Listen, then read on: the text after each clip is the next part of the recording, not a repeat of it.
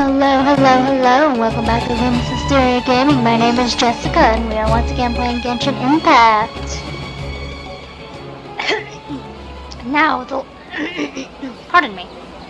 Now, the last time we left off, we had to go talk to Catherine, quote unquote. So let's do this and go on to the next quest. There we go.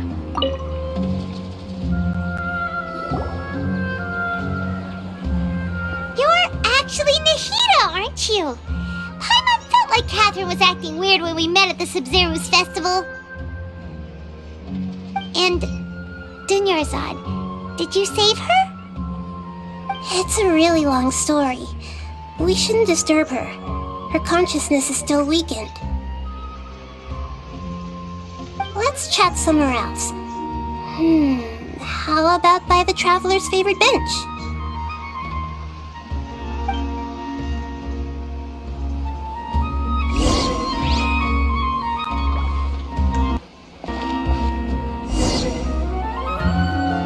Alright.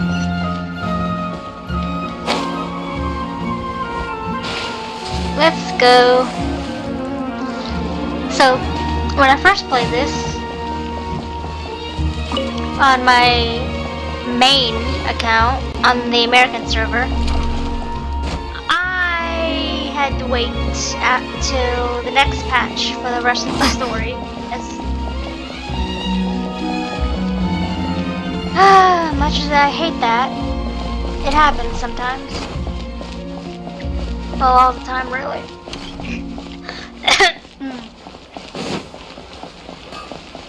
It's just very annoying when you have to wait for patches to come in for the updates to get more story.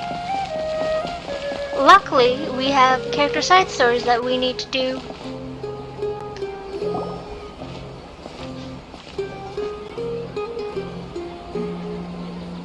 Talk about Dunyarzad first.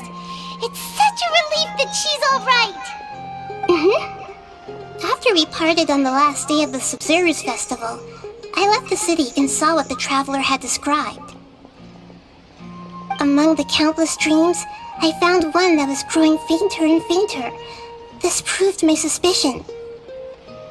Once Dunyarzad could no longer bear the Akasha harvesting her dreams, her consciousness began to dissipate.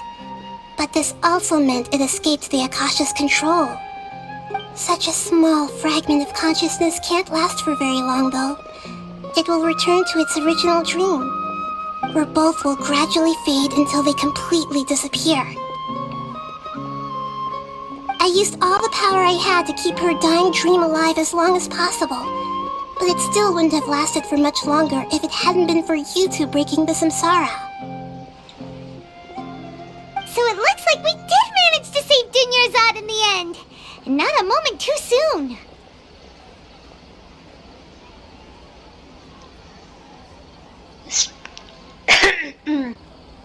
This truly is a miracle. Huh? Why are you two smiling so happily? I thought you'd be so moved that you'd start crying. I need to spend more time observing human emotions. Both are fine. Everyone reacts differently. Alright, you two must have a lot of other questions for me, right? After all, you saved my faithful believer. As your reward, I will answer any and all questions.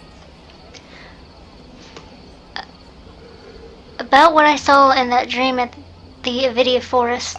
At the Avidia Forest, there was this incense that made the Traveler fall unconscious and dream of a huge tree and a red sky. You also heard someone's voice, right? It said world and forget me. Yeah, so you do know! We've been wanting to ask you what that was about, and if the red sky was related to Conria. It seems like the Traveler established a connection to Irminsul. That was a message left by Greater Lord Rukkhadevata's residual consciousness in Irminsul. Perhaps her last memory before she died. As you two probably know, Greater Lord Rukkhadevata disappeared after the disaster in Conria. The timings of these events do line up, so your suspicions are reasonable. A message from Greater Lord Rukkhadevata? We thought it was from King Deshret. King Deshret? That god who died even longer ago? Some present-day desert dwellers still worship him. You probably just heard some of their conspiracies. Okay, so what does the message mean?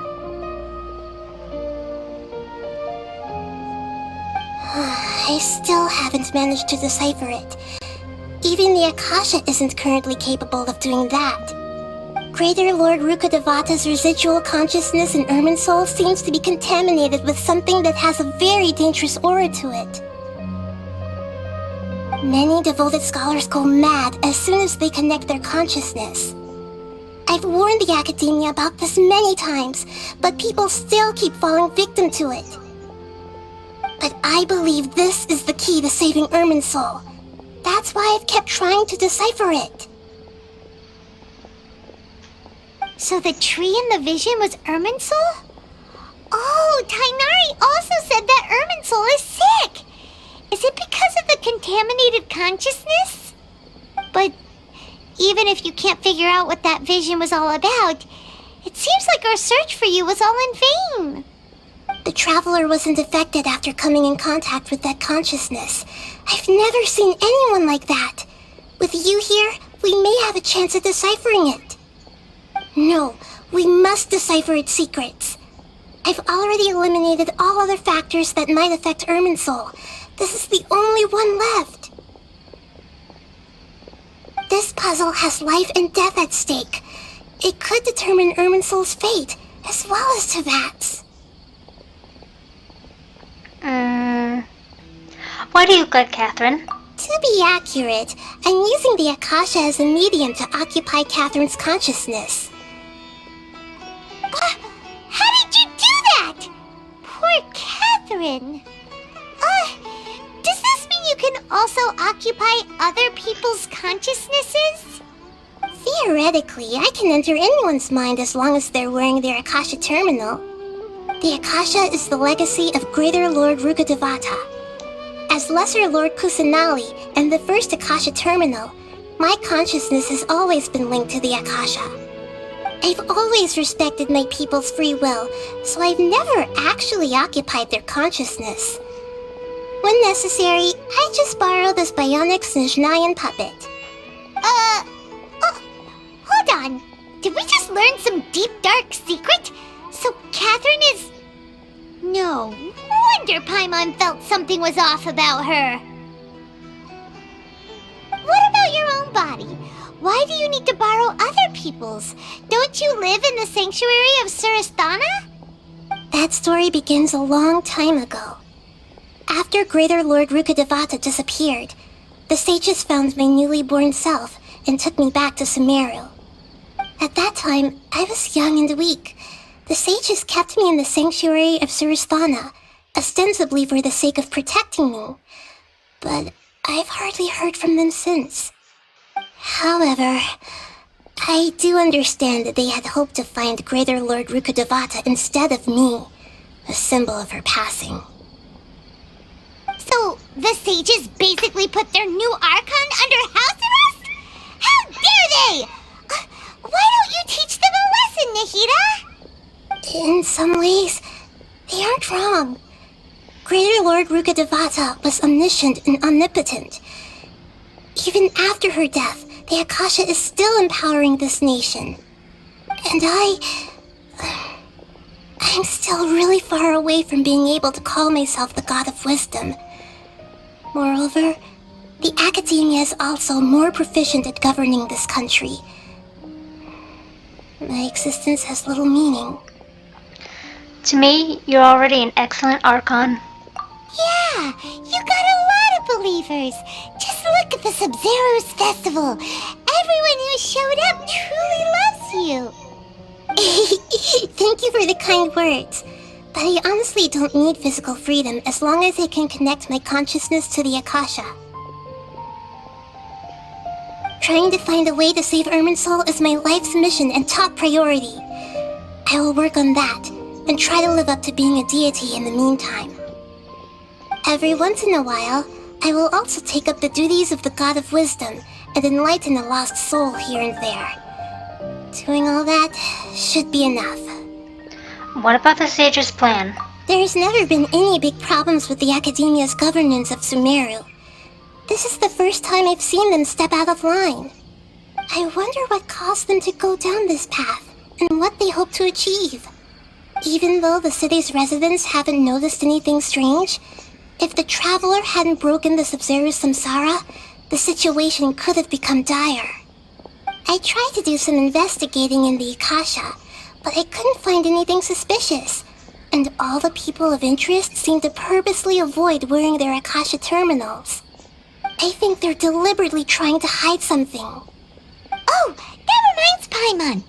In Gandharvaville, there was a sage who had invited Kainari to join some kind of project. Could it be related? Regardless, I need to first investigate the sage's motives, make things right, and punish them if needed. But I'll have to be discreet, or they'll see me coming. No one has realized the issue with the Akasha? You mean how the Akasha stops you from having dreams? Yeah, it's been such a long time. No one's noticed something's up? It's not that no one noticed. It's more like no one cared. Ultimately, it's all rooted in the sage's misdirection. Misdirection? The sage has convinced everyone to believe that being unable to dream is a sign of rationality and wisdom. Not dreaming is a badge of honor in Sumeru. Even if the truth is that their dreams are being reaped by the Akasha. With their propaganda in place, the sages can maximize their use of the Akasha to facilitate their research. Besides, Greater Lord Rukkhadevata must have created the Akasha in the hopes that it could be used to its full potential. That's why I've never come out strongly against this. Anyway, the perspective advocated by the sages drowned out any voices of doubt. By now, even those who never use Akasha terminals find it too shameful and embarrassing to talk about their dreams. I don't have any other questions. Got it! I hope my answers were satisfactory, seekers of knowledge. To be honest, maintaining Dunyarzad's fading dream took a lot of mental energy.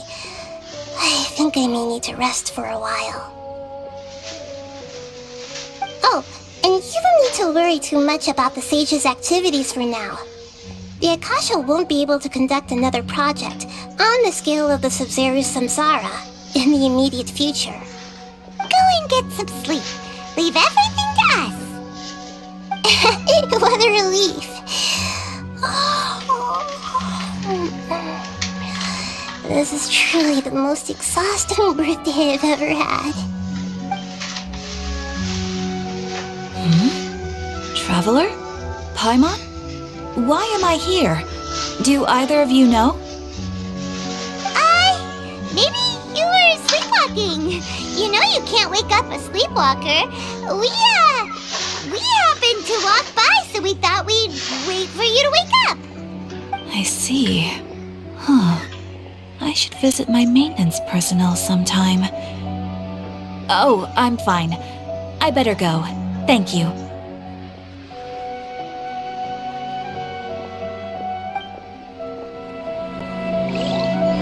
We've spent quite some time in Sumeru City, and ever since we last said goodbye to Lesser Lord Kusanali, we haven't heard anything from her.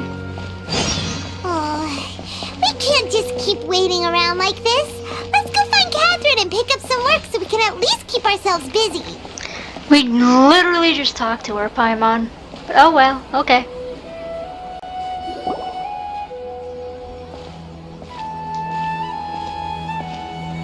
Ad Astra Avisask.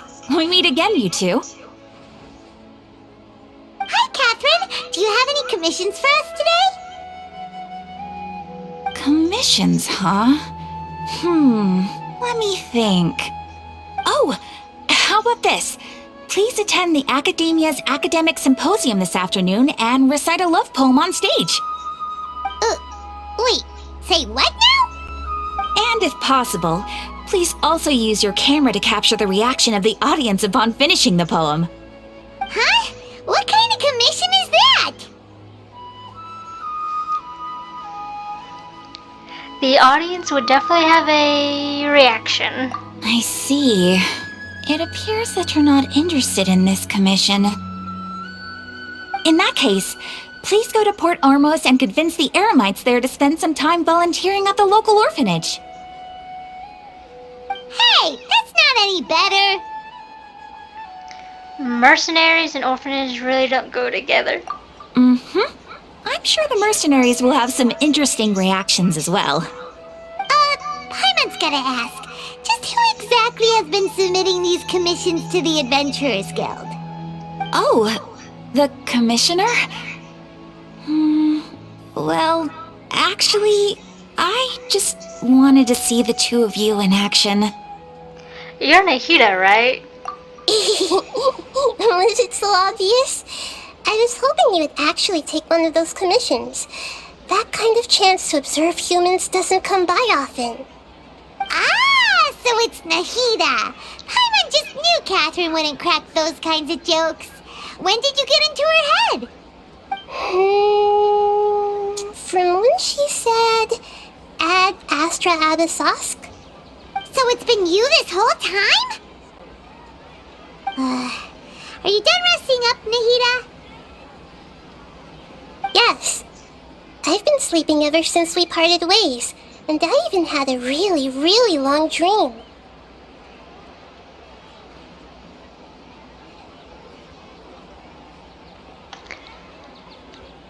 Let's see here. What did you dream It about? was another dream about the Sub-Zero's festival, except it was a happy one.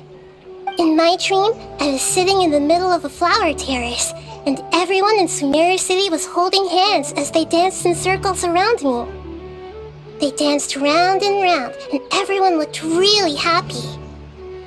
I also got to sit on a gigantic flower carriage. Ferris, the Knight of Flowers, raised me really, really high above the ground, and I was throwing an endless amount of Yalda candies at the children. You know, Nahida, maybe your dream is how the Sub-Zero's festival really should be. It's meant to be a joyous time where everyone gets together to celebrate your birthday. Yeah. Huh? Wasn't I describing a really happy dream? Why are you both looking at me like that? Wait, could this be an example of the emotion known as pity? No, we aren't pitying you. That would only make everything worse. We just don't want you to feel too sad. By the way, have you had a chance to visit Dunyarzad? How's she doing? The Homianis haven't allowed any visitors after the festival, so we haven't been able to check on her. Yes, I paid her a visit right after I woke up. She was resting at the time. Her condition is stabilized. However, since Elazar is a manifestation of the withering on the human body, we can only cure it by finding a way to take care of Irminsul's own withering. But for the moment, our top focus should still be figuring out what the sages are up to and what they're planning. Right. Who knows what'll happen if they manage to pull off another scheme like the Samsara of the Sub-Zero's festival? So our first priority should be investigating and putting a stop to the sages' activities. As for how we should pull that off, let's discuss it somewhere else. There are too many adventurers around here. Oh, good point. Sorry, adventurers. We're gonna be borrowing Catherine for a little while.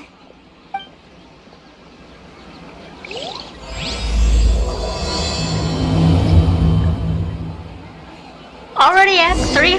Holy crap.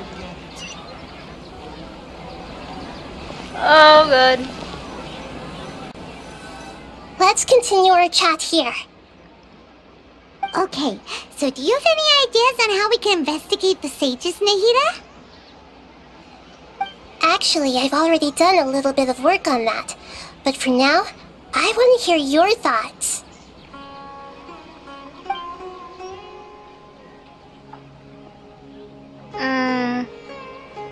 We could grab someone close to the sages and question them. We're in the dark as of now. Since we still don't know anything about their goals, any rash move could tip them off and lead to terrible consequences. After all, every person in Sumeru City is one of their hostages.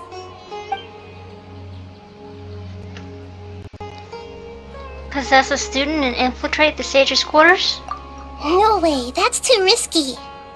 You mean it'd be too easy to get caught?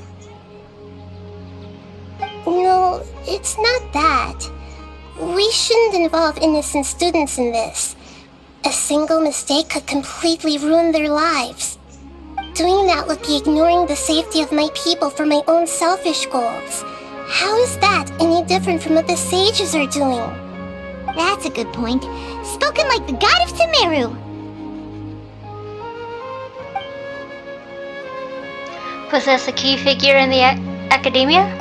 I've already tried that, but all the key members of the academia, even the core 30 guards, intentionally avoid wearing their Akasha terminals.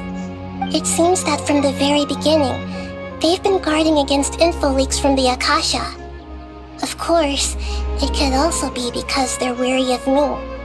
Have you already caught the sage's attention? I'm guessing not yet, but distrusting me would make perfect sense if they've ever paid attention to the urban legends about me. In any case, I probably can't take over their minds directly. I can't think of anything else. Are we really out of ideas? Nahida, you're super smart, so you already have something in mind, right? Don't keep us in suspense. Spill the beans already. According to a popular theory from the Vahumana Darshan of the Academia, rejecting impractical motions at the beginning of a planning session will give more weight to the actual proposal. Okay, but aren't you the god of wisdom? You don't have to use that kind of gimmick to make us take your ideas seriously. Well, I've been thinking that if I can't directly possess the leaders, and if I can't get ordinary people involved, then I should find someone who's already involved, but hasn't decided to side with the sages. You're saying we should recruit a spy? That does sound like it could work. Oh, before coming back, we met someone named Alhaitham. He seems like he acts alone, and he likes doing stuff behind the Academia's back. They probably aren't in cahoots. Actually, I already have someone in mind. Do you still remember that female scholar named Setaria? Setaria. Paimon remembers now. Isn't she the one who's always trailing behind the Grand Sage of the Academia? We ran into her basically every time the Sub-Zero's festival repeated itself. You could even say we're old enemies by now. Paimon still remembers the smug and mean way she always spoke to Nilu. I've always liked observing all kinds of people, and Setaria has always stood out from the crowd. She was born in the desert and was hailed as their greatest genius. Her academic gifts allowed her special admission into the academia, and also gave her the opportunity to serve as the sage's assistant. Oh, Paimon didn't know she was from the desert. She must be pretty special then. Paimon feels like most of the desert dwellers around the city are working as mercenaries. The name Setaria means star. When she lived in the desert, she shone like the brightest star in the night sky. Later on, she was chosen by the sun. The star was given a place in the daytime sky to complement the sun's dazzling light. Soon after, the star witnessed the sun scorching the earth, which brought forth many disasters. The star began to waver. Instead of staying beside such a sun, wouldn't it be better to return and light up part of the night sky? But in the end, she couldn't give up the radiance of daytime. To cope with her shame, the star buried her guilt and closed her eyes.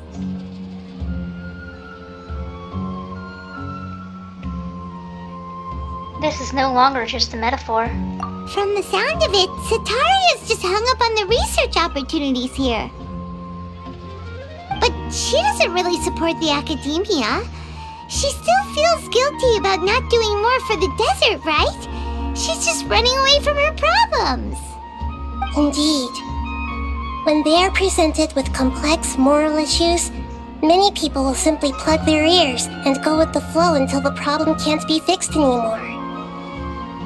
She's suppressing a lot of guilt, but before she realized it, she had already become the sage's accomplice. She can't deny her part in their schemes anymore.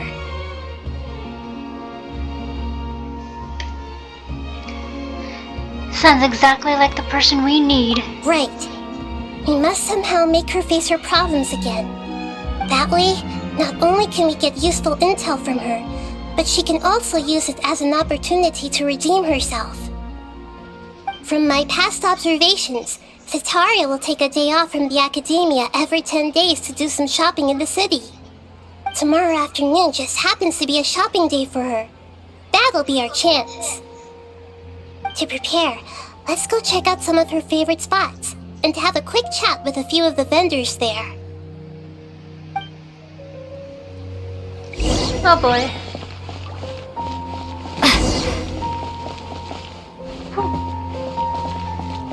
There we go. Oh, I know this one.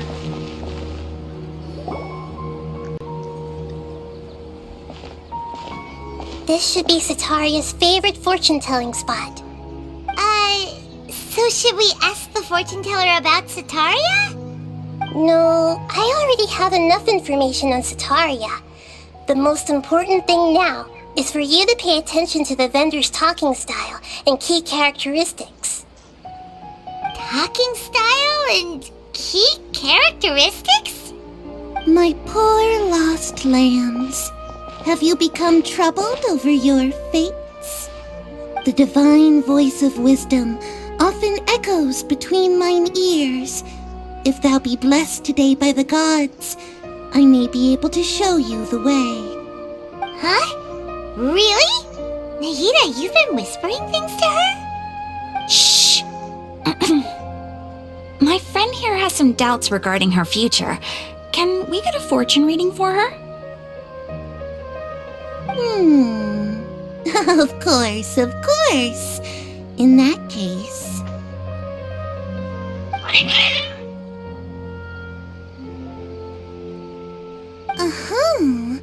It would seem that Harut and Marut are quite wary of you. Perhaps, at some time in the past, you have somehow offended the gods. Only mocking the god of Animo, questioning the lord of Geo's financial savviness, and brawling with the god of Electro. Do those count? Oh, nothing. Go on, pick an aspect for her to divine. Well, that one I've already done, and my main one. So let's do health for this round. Health prospects. No problem at all.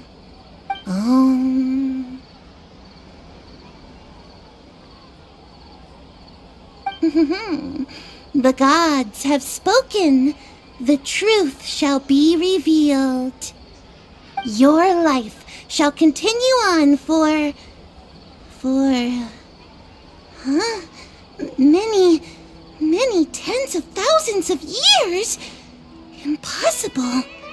Harut, Marut, did you two spoil my divination? I've never read a fortune so absurd.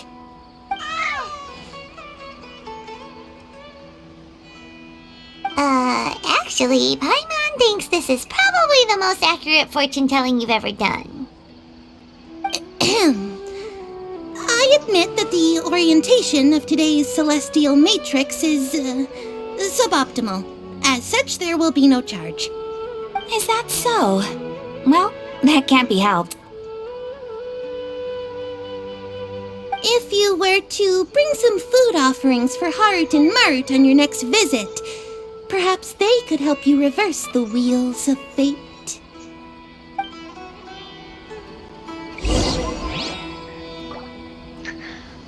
Okay, so that just confirms the fact that both Lumine and Ether are extremely old by this point and will continue to be extremely old far into the future.